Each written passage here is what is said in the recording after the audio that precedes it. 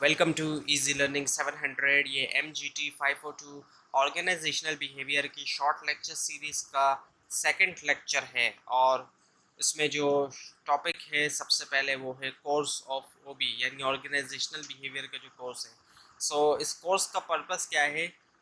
Improve करना ability to understand organisation और organisation को अंडरस्टैंड करने की एबिलिटी को इम्प्रूव करना, समझने की कि ऑर्गेनाइजेशन क्या है, and to act effectively in them और इफेक्टिवली एक्ट करना ऑर्गेनाइजेशन के अंदर। So this course is a study of human and work behaviour. ये कोर्स जो है वो ह्यूमंस के बारे में स्टडी करने का कोर्स है और वर्क बिहेवियर के बारे में भी, वर्क प्लेस के अंदर यानी जहाँ पे काम होता है, एंड विद इन सोसाइटी। और जाहिर बात है सोसाइटी के अंदर ही होता है जो भी काम होता है। So purpose of OB is to understand people in organisation. जो पर्पस है ऑर्गेनाइजेशनल बिहेवियर का वो अंडरस्टैंड करना है जो लोग होते हैं ऑर्गेनाइजेशन के अंदर, उनको अंडरस्टैंड करना। जाहिर बात है लोग ही काम करते हैं किसी भी ऑर्गेनाइजेशन के अंदर।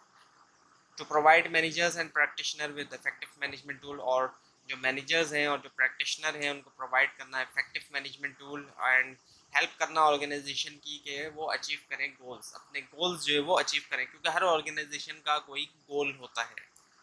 सो organisational behaviour, how people behave in organisation. लोग किस तरह बिहेव करते हैं ऑर्गेनाइजेशन के अंदर। ये एक बहुत बड़ा क्वेश्चन है कि लोग किस तरीके से बिहेव करते हैं ऑर्गेनाइजेशन में, and how organisation use human resources to achieve goals. और ऑर्गेनाइजेशन किस तरह यूज करती है ह्यूमन रिसोर्सेज को अपने गोल्स अचीव करने के लिए।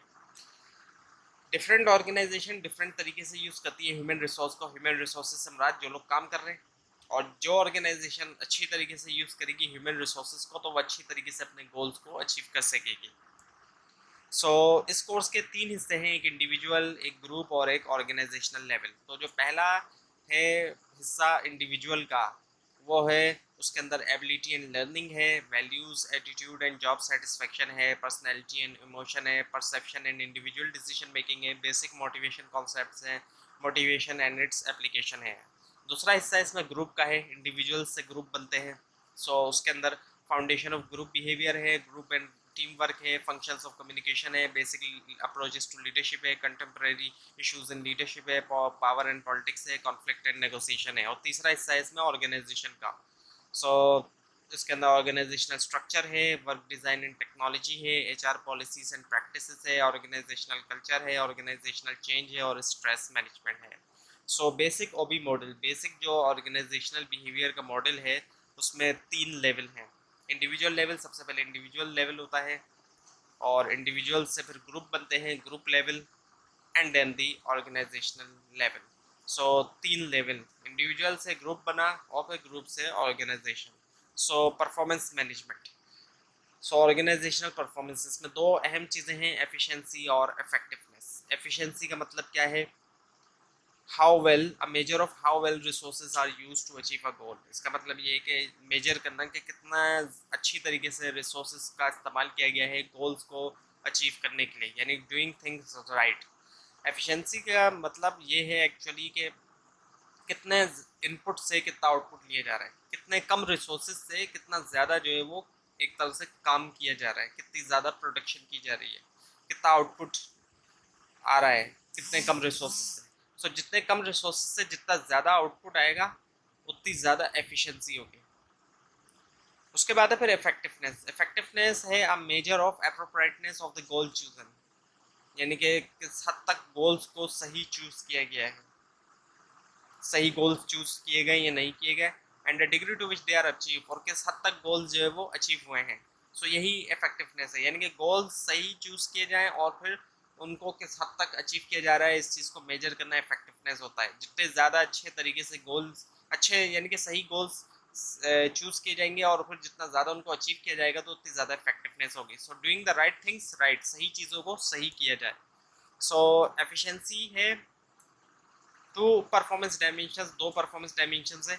एफिशिएंसी जो है वो making best use of resources in achieving goal, अच्छा जो है वो यूज करना रिसोर्सेज का गोल्स को अचीव करने के लिए। और इफेक्टिवनेस है चूजिंग इफेक्टिव गोल्स चूज किए जाए और फिर उनको अचीव किया जाए। कोर्स स्ट्रक्चर है आपका, इसके अंदर आपने रीडिंग भी करनी है, लेक्चर्स आप देख रहे हैं, शॉर्ट लेक्चर्स देख रहे हैं, इसके अलावा आप कंप्लीट लेक्चर भी देखें तो बेहतर है। कंप्लीट लेक्चर्स को आप पूरा ना देखें, लेकिन सिर्फ उतना हिस्सा देख लें जहाँ पे स्लाइड से समझाया जा रहा है। उसके अलावा असाइनमेंट्स तो आपको दिए गए होंगे और आप कई सारे असाइनमेंट्स कर चुके होंगे ऑलरेडी, और एग्ज़ाम्स होंगे आपके। मिड टर्म नॉर्मली होता है, लेकिन सिचुएशन की वजह से, करंट सिचुएशन जो चल रही है कोविड-19 की, उसकी वजह से ग्रैंड क्विज आपका लिया जा रहा है। सो रेकमेंडेड बुक्स हैं, इनके नाम दिए गए हैं और इनके राइटर्स के नाम भी दिए गए हैं। इन बुक्स को आप अगर परचेज़ करना चाहें या अगर आप इनका पीडीएफ डाउनलोड करना चाहें, जिन जिन बुक्स का अवेलेबल है, तो वो भी आप कर सकते हैं और इनके नाम आप देख सकते हैं। स्क्रीन पे भी आपके सामने मौजूद है और आप स्लाइड्स डाउनलोड करके भी आप देख सकते हैं। So coming back to the subject, the OB. So what managers do, managers करते क्या हैं? सो मैनेजर्स हैं क्या? मैनेजर्स जो है वो इंडिविजुअल्स होते हैं जो अचीव करते हैं गोल्स थ्रू अदर पीपल, दूसरे लोगों के ज़रिए गोल्स को अचीव करते हैं, क्योंकि मैनेजर्स के अंडर में कई सारे लोग होते हैं। सो गोल्स को अचीव करते हैं ये थ्रू अदर पीपल। सो ये करते हैं managers. So what do managers do, अब कुछ और चीज़ें दी गई हैं कि मैनेजर्स क्या करते हैं। सो get things done through other, दूसरों के ज़रिए जो है वो चीज़ें करते हैं, काम लेते हैं उनसे, उनके ज़रिए जो है वो काम को करते हैं। डिसीशंस लेते हैं, ये एलोकेट करते हैं रिसोर्सेज। किसी भी ऑर्गेनाइजेशन में रिसोर्सेज अनलिमिटेड नहीं होते, जाहिर बात है। इकोनॉमीज में नहीं होते, तो ऑर्गेनाइजेशन में तो लिमिटेड होते हैं, तो उनको एलोकेट करना है, जहाँ जिस रिसोर्सेज की ज़रूरत है वहाँ वो एलोकेट किया जाए।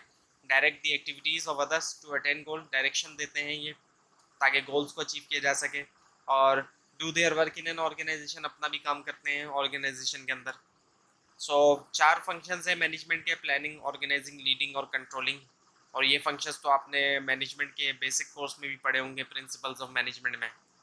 इसके अलावा न्यू मैनेजरियल फंक्शन भी हैं, जिसमें टोटल क्वालिटी मैनेजमेंट है और कंटिन्यूस इम्प्रूवमेंट भी शामिल है। सो टोटल क्वालिटी मैनेजमेंट जो है ये एक कॉन्सेप्ट है जो पॉपुलराइज हुआ, जिसको पॉपुलराइज किया डॉक्टर एडवर्ड डेमिंग ने, और प्रमोट करने के लिए कस्टमर सेटिस्फेक्शन को, continuous improvement of business processes, यानी जो बिजनेस प्रोसेसेस हैं उनमें कंटिन्यूस इंप्रूवमेंट हो। कंटिन्यूस का मतलब यही है कि एक बार इम्प्रूवमेंट हो गई तो ये ना सोचा जाए कि बस ये एनफ है, उसके बाद भी इम्प्रूव करते रहा जाए। फॉर एग्जांपल, जैसे कि आपकी 3 GPA आई, तो आप ये ना सोचें कि बस ये एनफ है। जनरली 3 GPA एनफ समझी जाती है, तो ये ना समझा जाए कि ये एनफ है, बल्कि इससे ज़्यादा और जो है वो हासिल करने की कोशिश की जाए। सो उसको हम कहेंगे कंटिन्यूस इम्प्रूवमेंट। तो इसी तरह से बिजनेस प्रोसेसेस को भी कंटिन्यूसली इम्प्रूवमेंट किया जाए। सो कंटिन्यूस इम्प्रूवमेंट के बारे में जो यहाँ दिया गया है, इसके मुताबिक requires all employees to improve the quality of product. इसके अंदर रिक्वायर होता है तमाम के तमाम एम्प्लॉयज़ वो इम्प्रूव करें क्वालिटी जो है प्रोडक्ट्स की या फिर सर्विसेज की। अगर सर्विस ऑफर कर रही है कोई organisation on an ongoing basis, अब ऑन गोइंग बेसिस की बात आ गई तो मतलब रुकना नहीं है, चलते रहेगा ये प्रोसेस ऑन गोइंग बेसिस, यानी ये जो प्रोसेस है पूरा चलता रहेगा ये। So managing quality becomes everyone's job. Quality को मैनेज करना हर किसी की जॉब होता है, सिर्फ एक की नहीं कि एक ने क्वालिटी मैनेज कर ली दूसरा सोचे मैं नहीं, नहीं ऐसा नहीं हो सकता, हर किसी की job. So 4 cycles of continuous improvement, 4 cycle, 4 Ps cycle. 4 Ps आपने पढ़े होंगे, मार्केटिंग के अंदर भी आते हैं, लेकिन यहाँ पे 4 पीस जो है वो अलग है।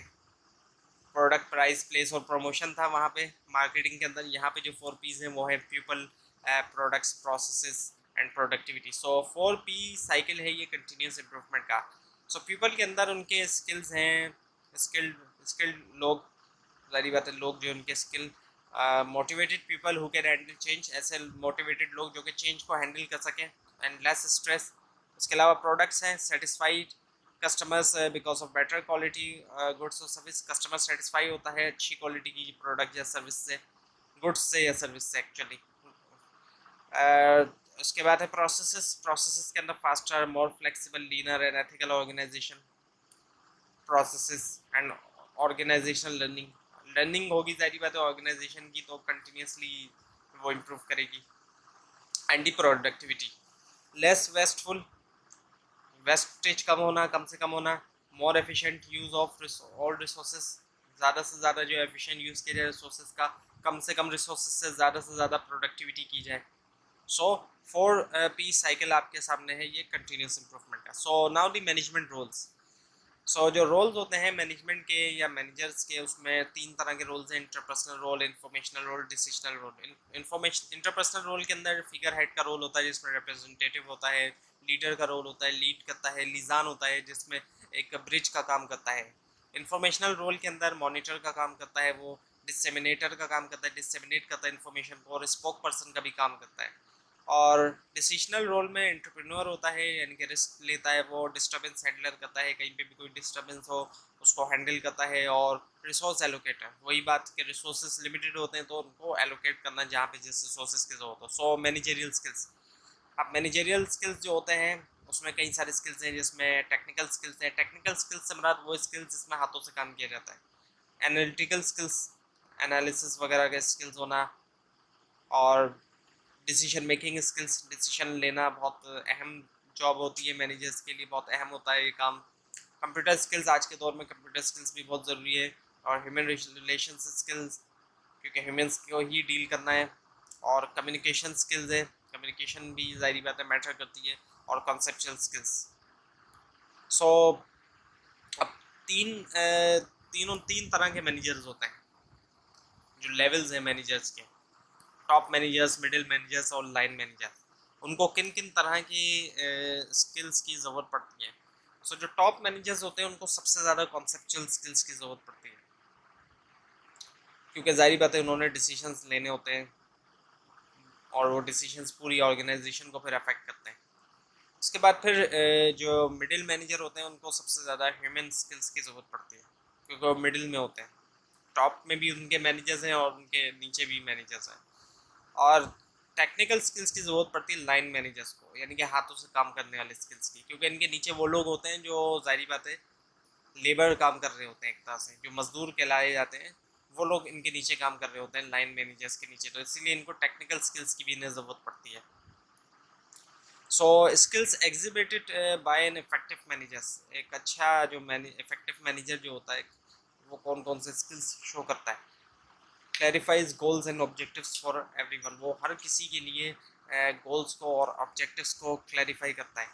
और एनकरेज करता है वो पार्टिसिपेशन को। पहले के दौर में ऐसा नहीं होता था, लेकिन आज के दौर में पार्टिसिपेशन को एनकरेज किया जाता है। और अपवर्ड कम्युनिकेशन, यानी कि सिर्फ टॉप डाउन कम्युनिकेशन नहीं होती, बल्कि अपवर्ड भी होती कम्युनिकेशन एंड सजेशन। उसके अलावा प्लान एंड ऑर्गेनाइजेस फॉर और an orderly work flow, plan करता है, ऑर्गेनाइज करता है एक ऑर्डरली वर्क फ्लो, एक ऑर्डर हो जिसमें। और उसके अलावा टेक्निकल और एडमिनिस्ट्रेटिव एक्सपर्टीज़ होती हैं to answer organisation related question, ताकि जो क्वेश्चंस हैं ऑर्गेनाइजेशन रिलेटेड उसको आंसर करे। और फैसिलिटेट करता है वर्क को थ्रू टीम बिल्डिंग के ज़रिए, ट्रेनिंग के ज़रिए, कोचिंग के ज़रिए, सपोर्ट के ज़रिए। और प्रोवाइड करता है एक फीडबैक ऑनेस्टली, ईमानदारी से और कंस्ट्रक्टिवली।